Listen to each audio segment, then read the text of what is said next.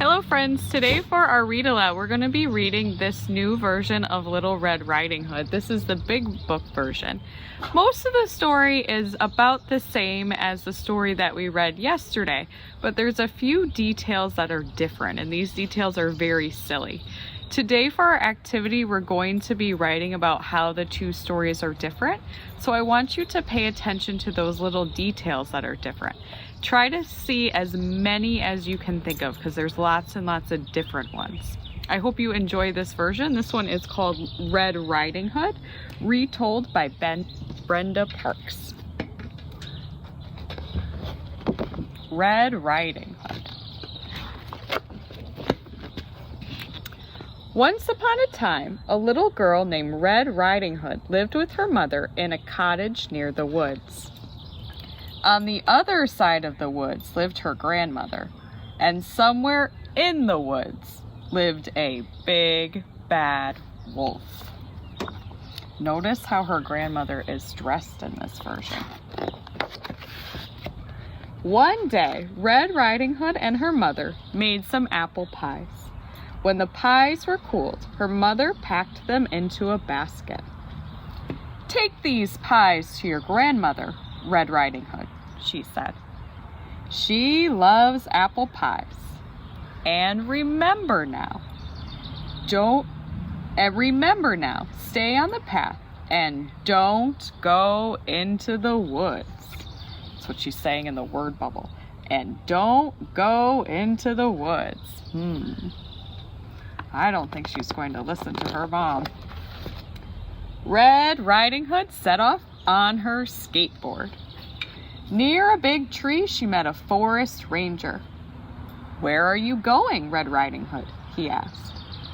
"I'm going to visit my grandma. She lives by the library," she said. "Stay on the path," said the forest ranger, "and don't go into the woods." That's what he's saying in his word bubble. But just over the bridge, Red Riding Hood saw some beautiful flowers growing near the path. She hopped off her skateboard and began to pick them.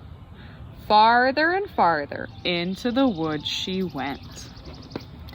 The wolf watched. "Now I have time to get to Grandma's house first," he thought, and away he ran. Red Riding Hood au gratin. Au gratin is a French way of saying with cheese. When the big bad wolf got to Grandma's house, he knocked on the door.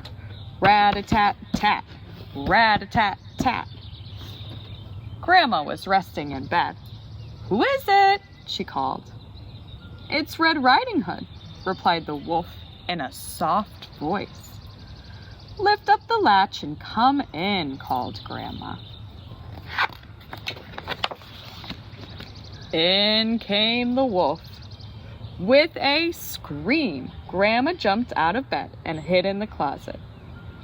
"I'll get you later," snarled the big bad wolf. Quickly, the wolf put on Grandma's dressing gown and scarf and climbed into bed. Just as he pulled up the blankets, he heard a knock at the door.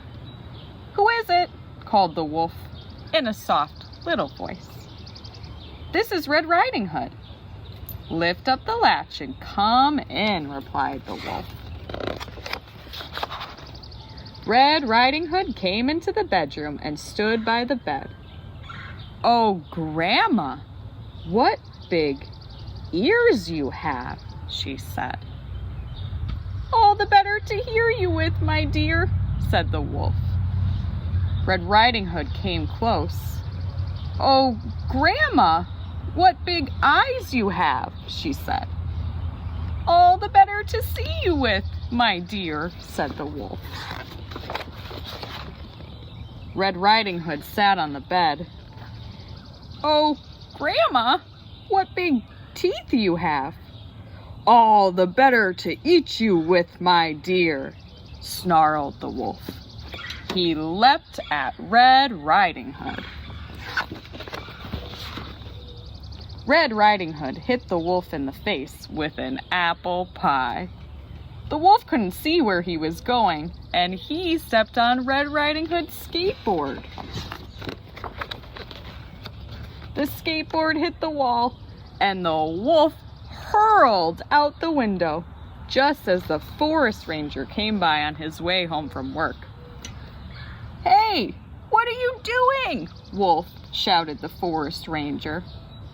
The wolf ran off deep, deep into the woods, and the forest ranger chased him, shouting and waving, "Hey!" Grandma came out of the closet and hugged Red Riding Hood. "Well done, Red Riding Hood. You saved our lives." Grandma and Red Riding Hood called to the forest ranger to come back, and they all had apple pie. And so did the wolf. Just you wait. I hope you enjoyed that version of Red Riding Hood and noticed some ways that this story is different. For today's activity, I want you to pick at least one. If you want to challenge yourself, try to think of as many as you can of the things that are different, and that's what we're going to be writing about today.